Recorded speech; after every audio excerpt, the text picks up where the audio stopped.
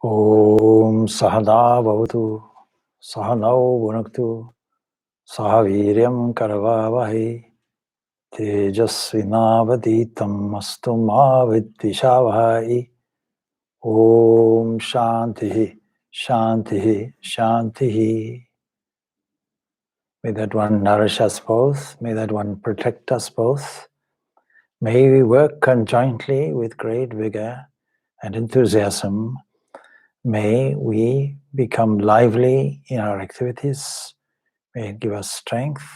May we not unnecessarily cavil with each other. Peace, peace, peace be unto all.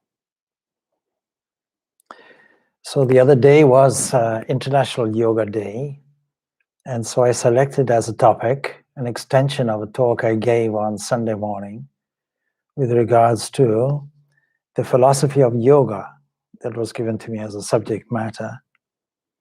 And it struck me then, and it strikes me now, that there are great misunderstandings about the subject of yoga, not only the yoga, but other terms that are there in Sanskrit that have come across to the West and worldwide and has maybe created some misunderstandings from about the middle of the 20th century. So one word like that is yoga. Another word will be guru. Another will be karma. And another will be dhyana or meditation. These are some of the difficult words, misunderstood.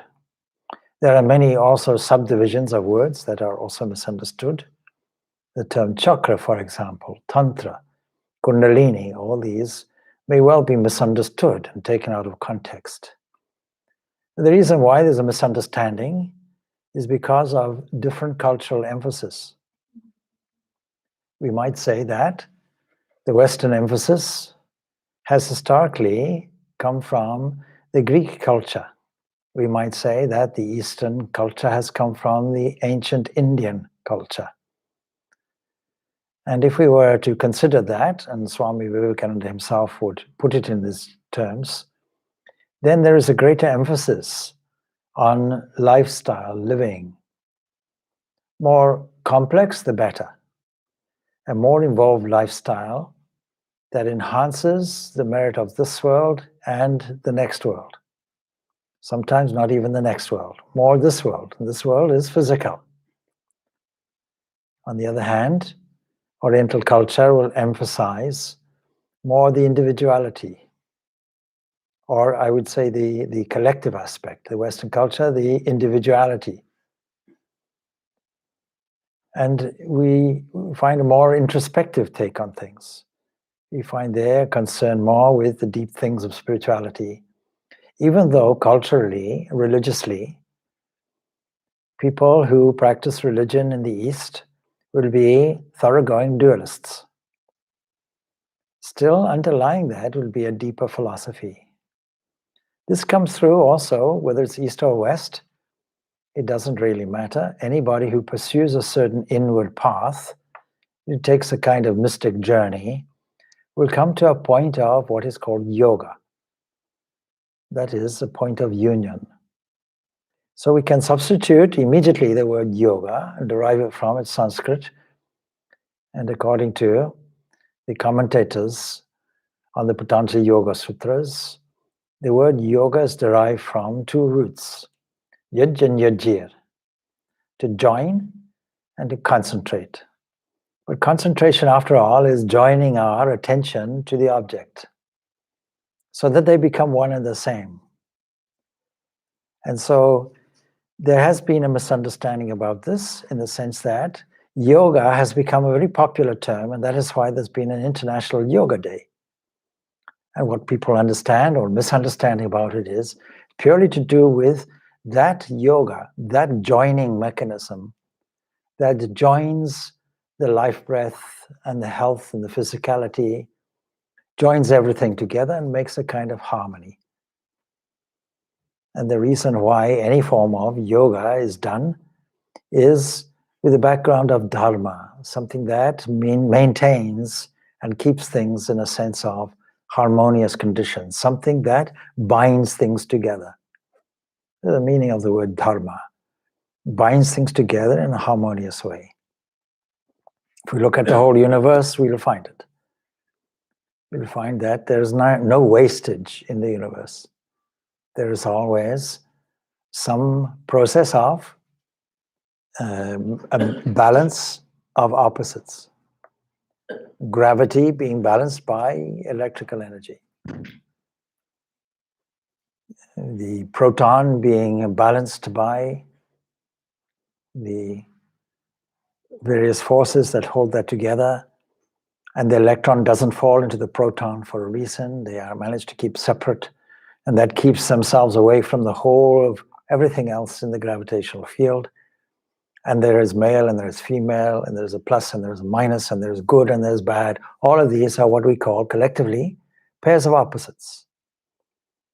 And if we take the world on face value, then we bypass this, so that in the text on the philosophy, known as the Patanjali Yoga Sutras, the last chapter, which is Kaivalya Yoga, or Kaivalya, the section on isolation or freedom.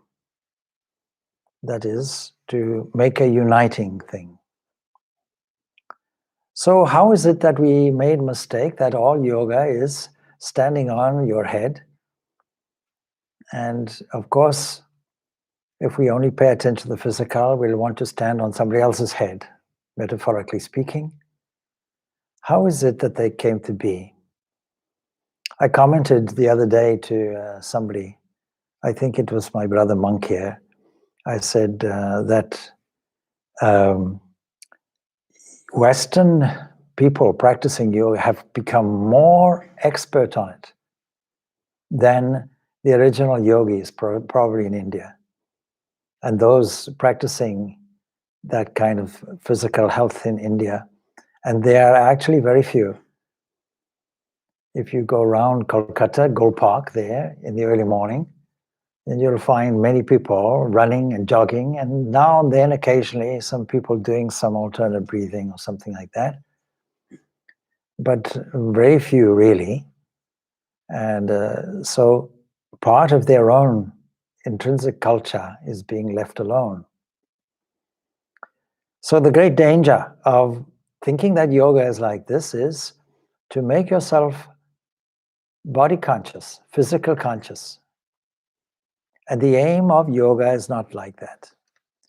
Even in Hatha yoga, there are only 3 principal texts, and none of them are ancient. No doubt they refer to ancient systems, because if you look at the Indus Valley, you'll find on seals figures of people sitting definitely in a yoga posture, siddhasana, and so on. And so, of these 3 texts we find, written probably from the 15th century onwards to about the 17th century, a text called Hatha Yoga Pradipika is one text. Another is the Geranda Samhita. Samhita means collections. And then there's the Shiva Samhita, probably the oldest of all the texts. Now, interesting enough, in terms of physical postures, Shiva Samhita actually mentions 84 physical postures, but decides it will only lay out in great detail 4 of them. And of those 4, 3 of them are sitting postures suitable for meditation. It's quite clear, therefore, that in the philosophy of yoga laid out by Patanjali Yoga Sutras, and Patanjali in his sutras, that when he says a process toward meditation, described as Ashtanga, 8 limbs going forward, that when he says asana, it's very clear he's only talking about a posture suitable for meditation purposes. And the posture is designed to facilitate concentration. That is, when you sit, the hips are pushed forward and the back is made erect, and that means that the whole posture is alert and yet easy and comfortable. In many Western countries, people find it difficult to sit in this way. It's all right. You can still sit on a selected chair that keeps the back up straight. And by tucking the feet and crossing them under a chair, you can shift the hips forward, the pelvis forward, so that the back comes up straight. If you don't have that posture correct, then sleep can move in, can occupy. And the reason why that comes in meditation, just as a side issue, is not only because posture becomes overly relaxed, but also because the mind has a tendency to wander unless the words and the concepts used as a guideline in meditation, a meditation process, is accompanied by feeling. If feeling is not there, the mind becomes dull and sleep sets in. And before you know, you say, oh, I had a very good meditation. Actually, yes, I noticed you were snoring. That must have been a special mantra.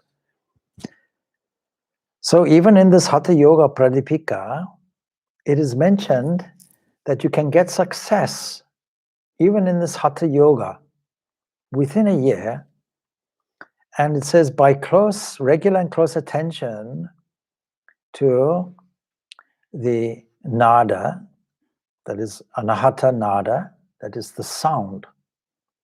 In Hatha Yoga, a brahmachari, so in other words, you can't just practice yoga, even physical yoga, and create a yoga studio and get lots of students and people go there and they do some physical exercise. That's not what is meant, not even in this Hatha Yoga system.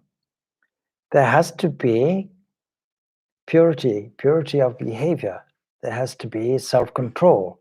There has to be brahmacharya. And the Patanjali Yoga Sutras mentions this as an intrinsic part, an essential part of all moral and ethical behavior required just for taking the mind into a condition, into a meditative condition throughout a normal working, waking life, progressively conditioning the mind. Supposing we are to think of meditation as a way of sitting and listening, being in a receptive mode. We did a guided meditation a short while ago, encouraging this receptivity. Then it means in the beginning, you'll poise the mind in a waiting position. That poised waiting condition is technically called yoga nidra. Withdrawing the mind from the external world, but not into a blankness, into a condition of alert expectancy. Waiting, waiting, waiting. Waiting for what? Waiting for an internal movement. Waiting for, if you want to put it this way, the voice of God to speak to you. And in the beginning, if it doesn't happen in 4 or 5 minutes, get up. 15 minutes later, try again. And sit there and wait. And sooner or later, you make this a practice, at least twice a day, 3 times a day. And as you become used to it, periodically during the day doing it, it becomes a delightful necessity. It becomes something that is a continuous thing. While walking, you're doing it. While working, you're doing it. While cleaning, you're doing it. While eating, you're doing it. While speaking, you're doing it. In all activities, you're doing it. And that is why the Bhagavad Gita tells us, gives us a definition of this yoga, just to clear up any possible misunderstanding. Because most of our activity is not centered around sitting. Most of our activity is using hands and limbs.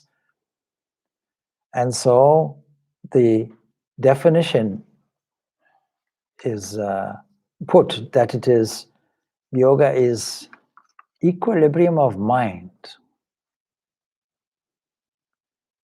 Acting with equanimity of mind. That is yoga. In the 2nd chapter, it's made very, very clear and direct. It tells us that Bhattva smatvam yoga uchyate. Siddhya asidhyo samo bhattva smatvam yoga uchyate. That even-minded in success and failure, and then this wonderful phrase, equilibrium is truly yoga. And then it goes down to give us another definition, not different from it. Because once you've established an evenness in mind in the midst of all activities, established in this evenness of mind, you free yourself in this very life from any pairs of opposites to do with this world, virtue and vice, and therefore devote yourself to yoga. But yoga karmasu kaushalam. Yoga is skill in action, efficiency, because it is concentration. Then in Patanjali Yoga Sutras, we find that definition too. Yoga is concentration. That's the meaning of it. Uniting your attention to the object of attention. Not just specifically in sitting, but in every activity. The greatest mistakes in the world, you'll find, have occurred on night shift when the attention is waning. The great unfortunate Chernobyl nuclear fallout occurred on the night, in the night shift. Somebody wasn't attending. A fire can occur because somebody forgot the stove was on or fell asleep.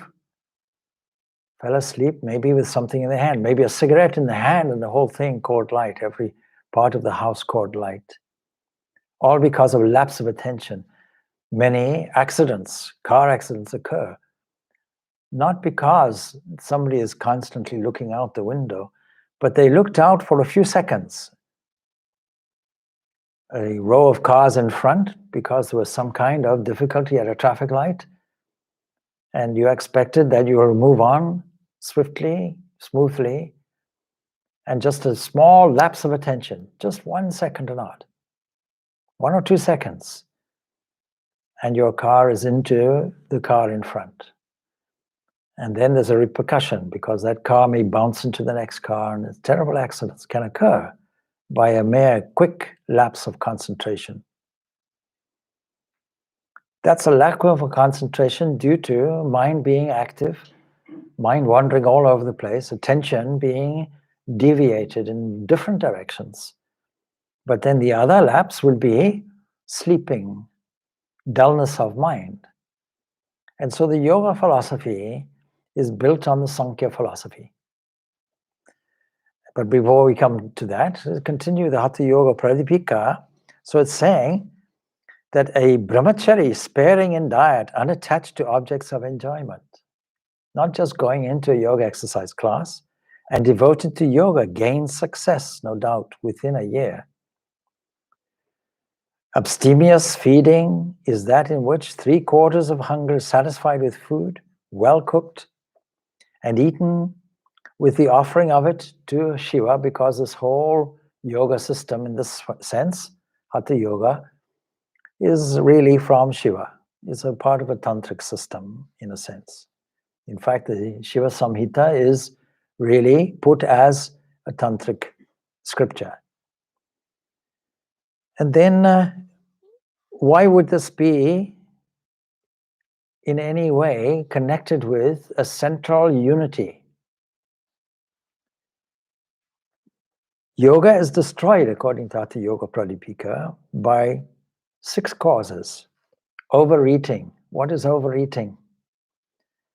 Today, there's a psychological condition where a person who is used to compensating with food resorts to that, or resorts to smoking, or resorts to drugs, or resorts to drink. You can't blame a person. There's no bad people, only bad behaviors. But these bad behaviors are behaviors that are damaging and weakening. This is what makes them immoral. So the whole basis of morality is to do with the one quality of strength. That is why Swami Vivekananda will define this moral condition. He defines morals and ethics in 2 different ways. That which brings the greatest strength to everybody, all inclusively, that is the highest moral position.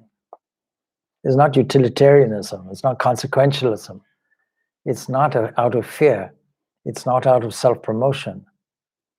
And that leads us then to the second definition, to do with ethics.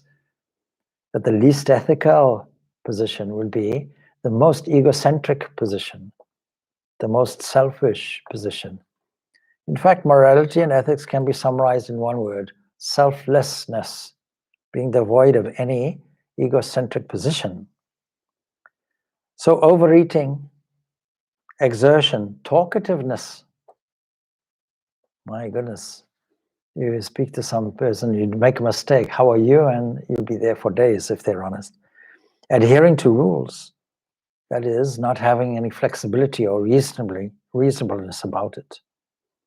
Eating at night, or the company of people and unsteadiness.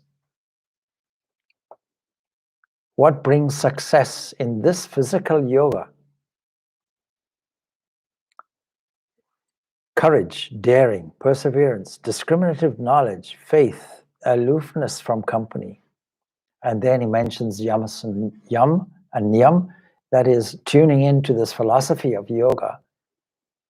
And so clearly, there is a difference in emphasis between just taking yoga in a physical way and thinking that it is just an alternative physical system that has become extremely popular, to the extent that many practitioners and teachers in this physical practice almost know nothing about the philosophy behind it. So that is, when I teach yoga teachers, the reason why I took that work up was to make sure that people don't have this misunderstanding that the right approach comes first, that the whole idea of this physical culture is to express something. In a beautiful passage in the Raja Yoga, I should explain, Raja Yoga, dictated by Swami Vivekananda, is a whole beautiful commentary on this philosophy of yoga. I should also explain that in the Vedic system, 6 philosophers are there. And the twin sets, Sankhya and Yoga, go together. And Sankhya and Yoga, therefore Yoga brings over all the philosophical principles of Sankhya. And Sankhya, from Kapila, is so beautifully designed. It tells us everything there is to know about the cosmos, our relation to the cosmos. But where Yoga and Sankhya diverge is that the yoga system as a philosophy at least accepts or admits the existence of some kind of God. Sankhya doesn't do it, except maybe a governing entity. Some reward is given to a worthy occupant of a governor of the universe, as it were, a Brahma. But otherwise, really, is a dualistic system, and carried over to yoga philosophy that says there is something, an individuality called Purusha. This much yoga also carries over. Every individual has his own Purusha, that is life monad, an internal entity, as it were, that doesn't do anything. It doesn't move. Its presence is simply there. So while the emphasis is not on a God, all the systems would have to admit the presence of an internal entity. And Purusha is the term for it. The Vedanta system will mention Atman, but here Purusha is mentioned. What is Purusha? You see, internally there is an indweller of a city. And because the Sankhya and Yoga philosophy have to be based on the Vedas, based on particularly that philosophical portion of the Upanishads, we are referred to the Katha Upanishad. And there we're told of the 11-gated city. So the 11-gated city, Ekadashi, Dwaram, 7 here, 7 in the head, and then the rest elsewhere, with the royal entrance at the top. And so we can usefully conceive a new approach, the commentator says, to the subject. usually conceive of the human body as a kind of city, and inside that an indweller of the Puri. Unless you misunderstand and think that this entity is in a kind of cage. You look up, there's the epiglottis, you look down and there are the bowels and so on, something like that. It uses then this word, not only indweller city, but also Purna, something that is always full, has no boundaries anywhere. The indweller of the city having no boundaries, Purusha. Now, the generosity of spirit said that all the diversity that we find as the universe can be labeled under one thing, and we can call it Prakriti. Prakriti, nature as such. And everything comes from that. Now, of course, we don't think this philosophy is complete. We don't agree with this final conclusion, because we say that when you discover this Purusha, when you make this separation, as in the last chapter in Patanjali Yoga Sutras, when you make this separation, when finally you realize this oneness, then oneness cannot be more than one. And something that is infinite cannot be two infinites.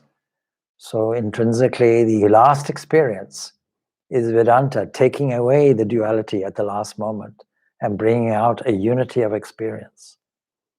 That is yoga, union. And everything is looking for it. There is an urge toward it.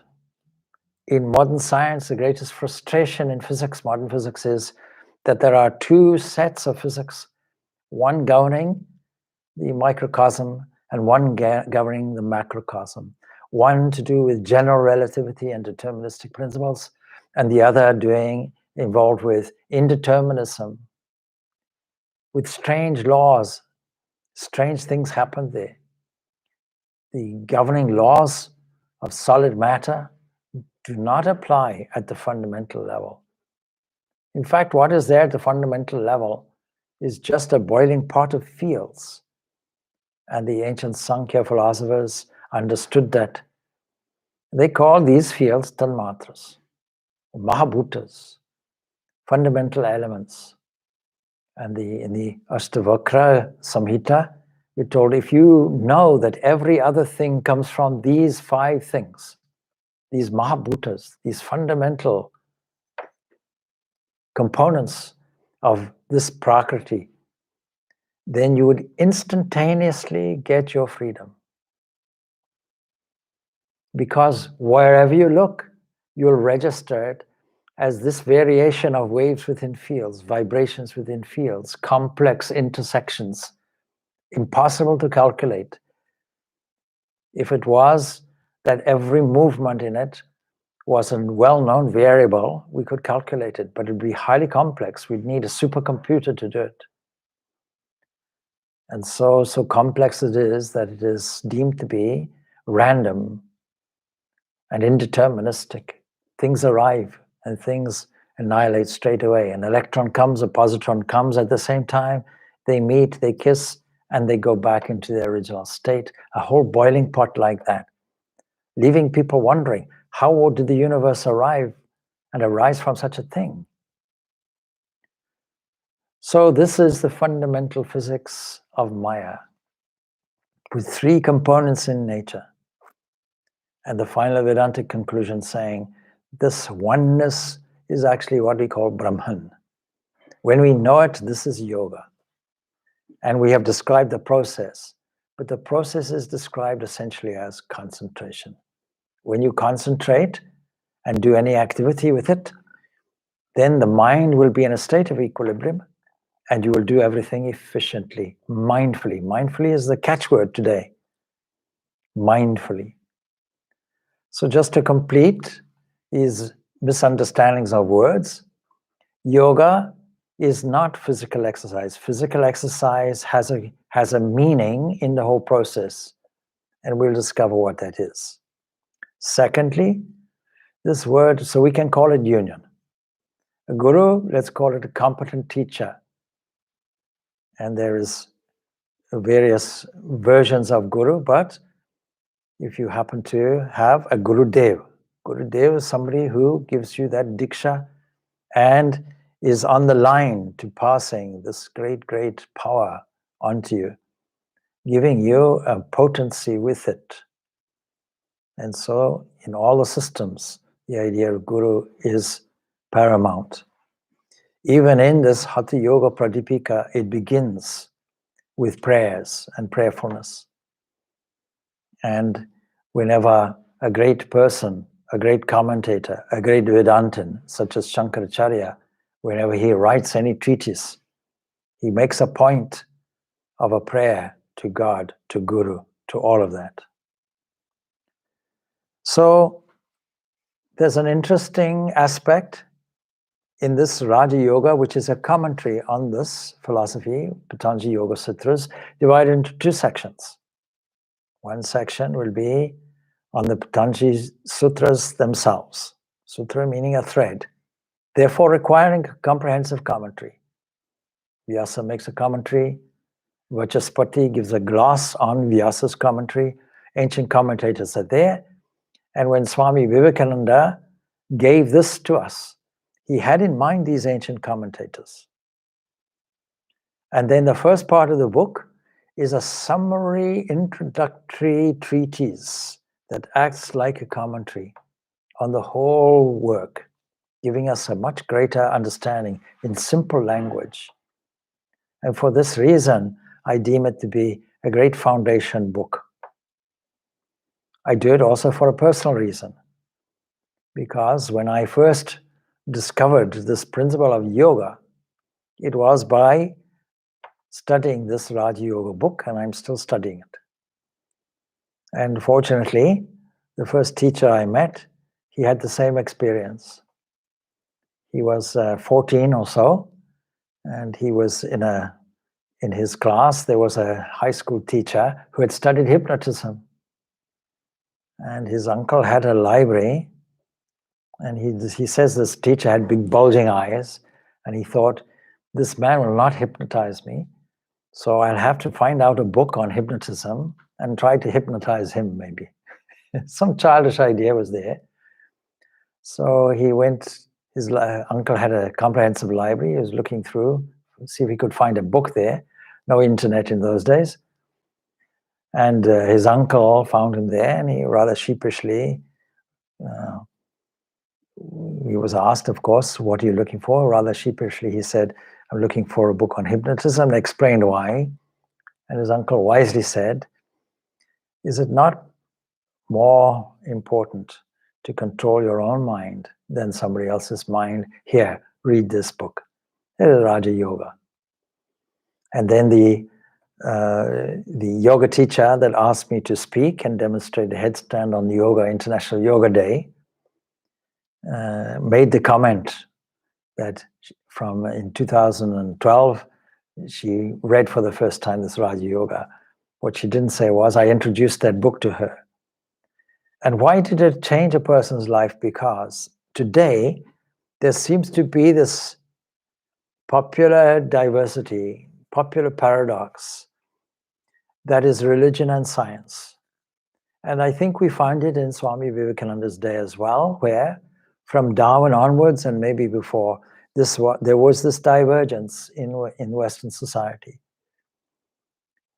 But you see, it's only because an extra cosmic created God was what was propounded. These ideas of God were not put out, and it was seen to be a battle between modern science. Even in Galileo's time, it was seen to be like that. Even Copernicus' time. And so wherever there was a disagreement that opposed the theological view of the day, it became unpopular and people were persecuted as a result of it. So that has mounted, and with the Industrial Revolution mounted even further. But you see, it's not true. If people would study what is called the science of religion, they would find that not only is there no paradox in it, there's no antagonism and no opposite positions in it. A complementarity is there. And so Vivekananda, from the very start of his book, will tell us that there may be people who have this lack of understanding because of lack of education. It's purely ignorance, blind faith. But more culpable are those scientists who should have an open mind and who just relegate this and don't investigate it. Reynold Johnson was a great scientist, and he took all the phenomena that we find described and referred to directly and indirectly in the Patanjali Yoga Sutras. And he investigates all the experimental work done on great powers, siddhis. He comes to a conclusion that the Indian system or the Indian approach of Leela, that this whole world is just seems to be a play of waves, is the only sound explanation for what is here. So the whole philosophy of yoga, a dualistic philosophy, no doubt, has a practical system. Because philosophy is not just about principles in this system. This system means Oriental system. In fact, principles without any practical guidance or practical effect or somehow some kind of utility that leads you forward and helps you will be of no value. And so not only is there a set of principles taken for granted, but the practice is there. The whole of the sutras is about the practice. Yoga as a practice. Yoga as a philosophy and yoga as a practice. Now, in terms of the philosophy, 3 evolutionary forces are there in nature. This applies to all aspects of nature, be it in the cosmos, or be it in the internal psychological tendencies of the mind, or be it in the objects that you see around you. And these 3 evolutionary forces are held in potentiality according to the theory. And they erupt into the universe and combine and recombine until we have what we have. And therefore, to control things, that is, to concentrate, to steer the mental forces in the way of yoga, it will be necessary to be aware of these components. And bear in mind that I'm an inner controller, not part and parcel of it, and therefore I can change the condition of the mind. If the mind was our true nature, we could never change it. But the mind is a vehicle. And if it's not trained and controlled, all our problem occurs. That's the source of all our problems, is the uncontrolled mind. And part of that will be the understanding or misunderstanding of embodiment. When you think of yourself or another as an embodied physical entity with certain personality characteristics, you are making a severe mistake. And that mistake is called egoism.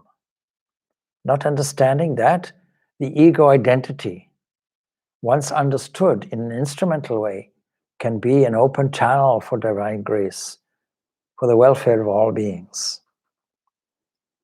So in this book, Raja Yoga, he gives a chapter there, eighth chapter, and he conveniently puts Raja Yoga in brief. Raja Yoga is the name of this kind of yoga, this kind of philosophy, orientated toward meditation. Now we can ask, what has physicality, physical exercise, and looking after your health, selecting the right food and all the rest of it, what on earth has this got to do with the process of meditation? And don't forget, meditation really is the only way to intimately connect with that innermost entity when everything is still. All the other systems are necessary also in their own way, preferably in an integrated way. But meditation is where you meet that inner entity one-on-one, personally, and integrate with it in a mystical way, that is called yoga.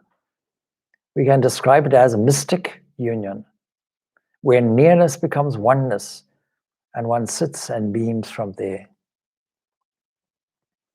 So therefore it is called Raja Yoga, royal yoga, because whatever system you take, meditation is a part of it. And Raja Yoga because once you have controlled the king or queen or monarch of the mind, then you've controlled everything else. So he says there, the following is a summary of Raja Yoga, freely translated from Kurma Purana. He says, the fire of yoga burns the cage of sin that is around a man. It purifies. Yoga is a system of purifying the mind. Then he says, knowledge becomes purified and nirvana, the extinction of all desires, is directly obtained. Not directly obtained means because of the purification, it is self-revealed. We mentioned the gunas, and so in the Patanjali Yoga Sutras, we can clearly see that the mind is seen, just as Sankhya sees it, as a kind of lake, a kind of body of water where the waves are continuously in a state of disturbance. And this mind stuff is called chitta. Chitta also means consciousness. And it says there are three spaces. Three spaces, Chidakasha, Chittakasha, and Bhutakasha. The earthly state, material state, that space which is there in our waking world. That is conventional space in which objects are to be found. If you take away the space, the objects also disappear. So some defining characteristics for us to deal with this play in a practical way. Space is required. Time is also required. Modern science takes them both away. From special relativity in 1905, space and time come in as opposites and the whole thing gets wiped out. There are no photons, according to that system. Now, it looks like that, and people don't pay too much attention to it. But what a wonderful description. So Einstein tells us in a letter, he writes, that we'll find that time should be seen as an illusion. And the whole of materialism is gone, actually. Time is an illusion, but a very real one, it does seem. Because without it, we can't really function. And time is an opportunity then to insert something of our own choosing into the mental field that has a purifying effect. That is the whole psychological system of yoga. From yoga comes knowledge. We are suffering from ignorance. These are described in the Yoga Sutras as kleshas. But the fundamental ground of all of the difficulties, of all our misunderstandings and misinterpretations, is because we're ignorant. Ignorant of what? Ignorant of our shining divine nature. Knowledge again helps the yogi. He who combines in himself both yoga and knowledge. With him the Lord is pleased. That is, you have to do something on the basis of principle. So the practice and the principle have to go together. Now he says, those that practice Mahayoga, either once or twice a day, or thrice or always, know them to be veritable gods. Yoga is divided into two parts, abhava. Abhava is a negative way, and the Mahayoga. Now, why I'm telling you this is a shift of understanding. Where oneself is meditated upon, one's physical and psychological self is meditated upon as zero, nothing. You can put it in the form of prayer. I'm worthless, I'm nothing. This body is nothing. There's nothing, no merit in this.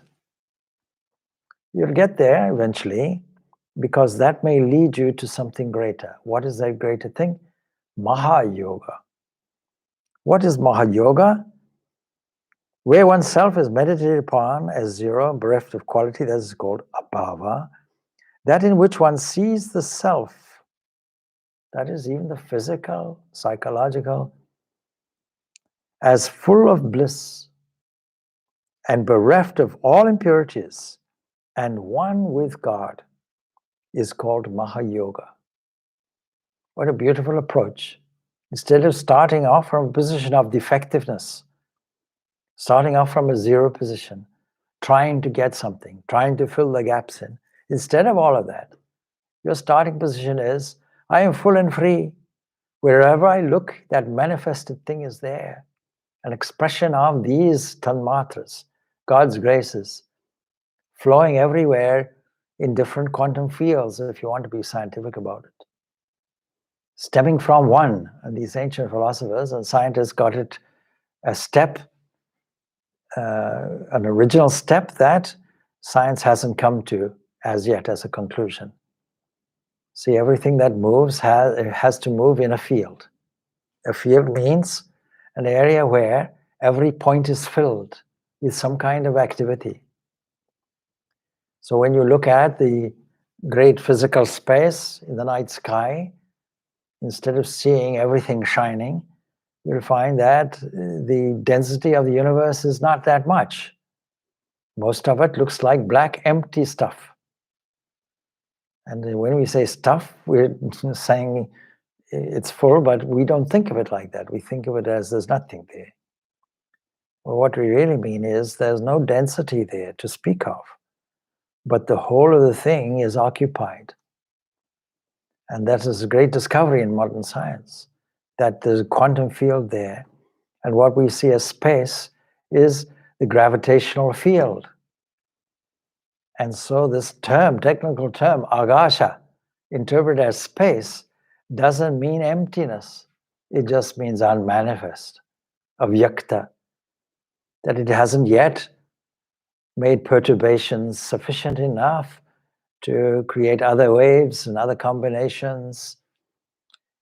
And along with each one of these elements comes an energy. And so gravity would have to be it in the akasha. The whole thing is brilliantly explained and reconciles this quantum with general relativity and makes a whole reconciliation of everything. So this Mahayoga is a different way of looking at things. It's a beautiful starting point to say, it's already full and free. This is very, very much in tune with the highest conclusions of the Vedanta. The yogi, that is the practitioner of union, the one that's attempting to unite things, realizes his self, his fundamental self, that is Purusha, and the other yogas that we read and hear of do not deserve to be ranked with this excellent Mahayoga, in which the yogi finds himself in the whole universe as God. This is the highest of all yogas. Then he describes the various steps, the Eightfold Process, yam, niyam, asana, pranayama, pratyahara, dharana, dhyana, and samadhi. And in doing this, he's explaining how, just as there are these three spaces, there's also three levels of consciousness. The ordinary conscious understanding of things, we're only using a small portion of it because while we're thinking, while we're speaking, the blood is circulating and we're not aware of it. We're not conscious of it. But we can be conscious of it. All these instinctive things in an unconscious area can be brought up to the level of conscious control, he says. And he cites people in yoga who can do it. B.K.S. Iyengar's teacher, Iyengar was a person who brought this physical Hatha yoga to the West and popularized it a lot, and still has systems of Iyengar exercise. And his teacher was introduced to the West. He couldn't speak any English, but the person, the agent introducing him to the press said, this person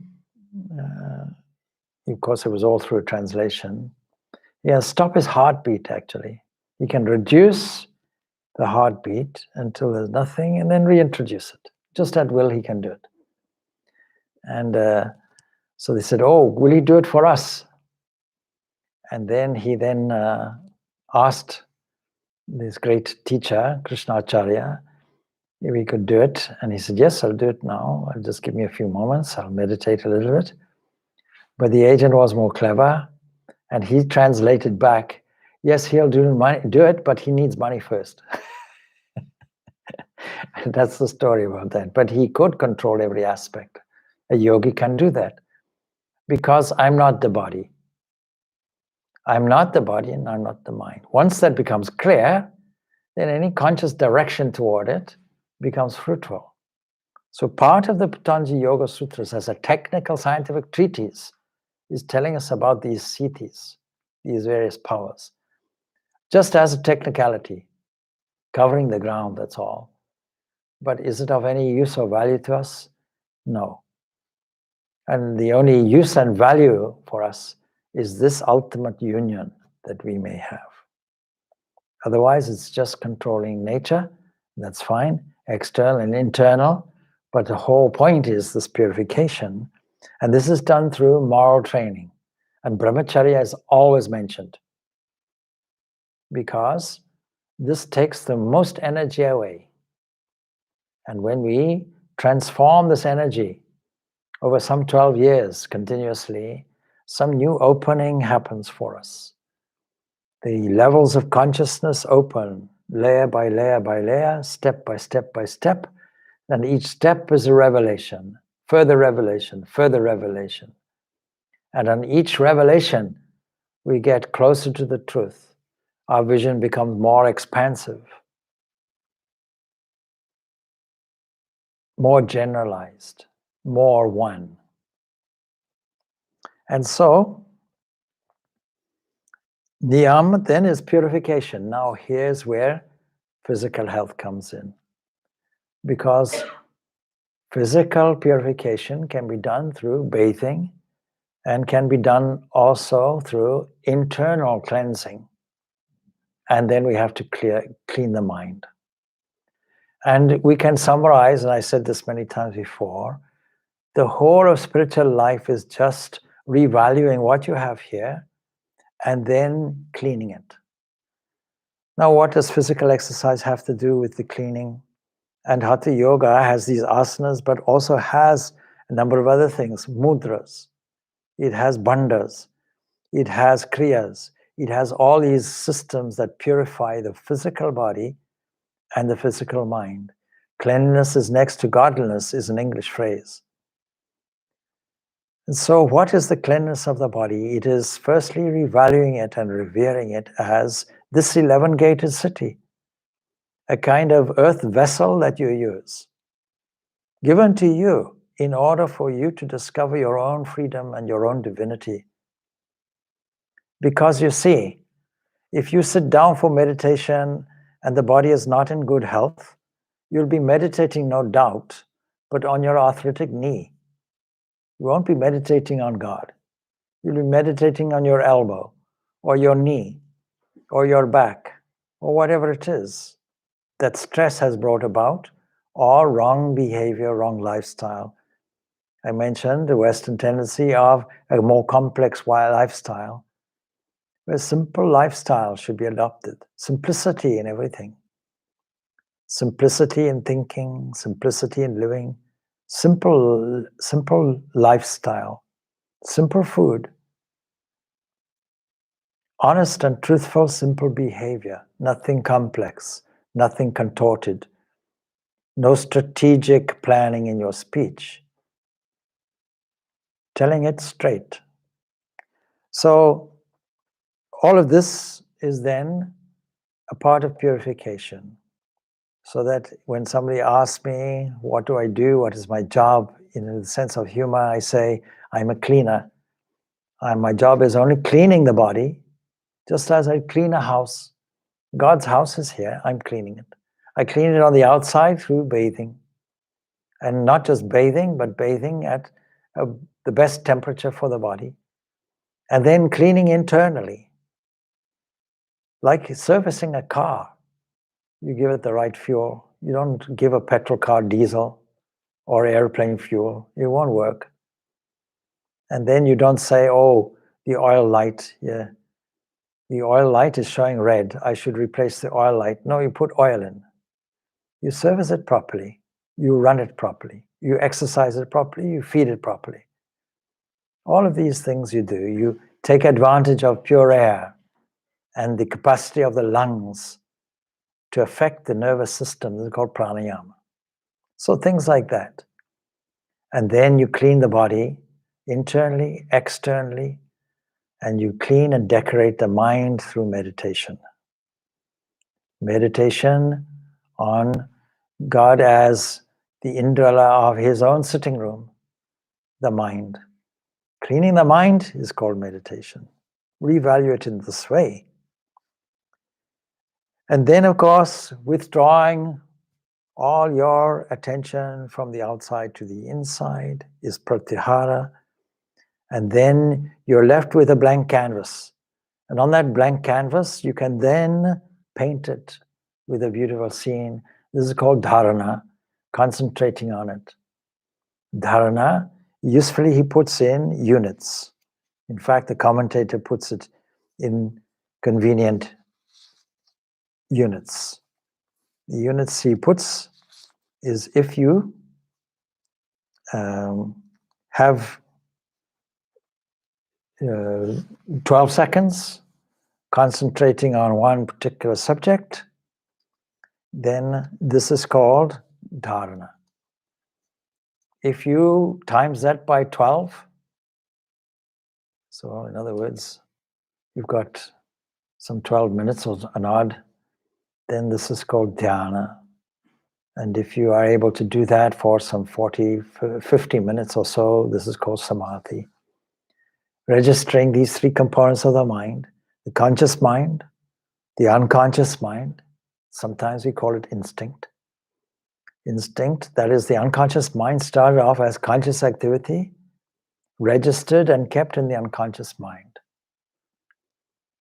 From all the realms of bodies that you went through, that you journeyed through, from a single cell bacteria. There was a very famous scientist who really was hard done by, I think, Sir Frederick Hoyle, because of his rebellious attitude, I suppose, toward certain cosmological models and so on. But he thought and made experiments for what is called Panspermia. The idea that we are seeded, life is seeded here from some astral bodies, such as comets and so on, where we would actually find bacterial life. And in several experiments, these microorganisms were found.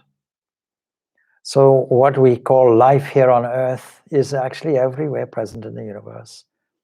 And when that develops more and more through learning, through experience, compounding it, organizing it, ultimately we arrive in man.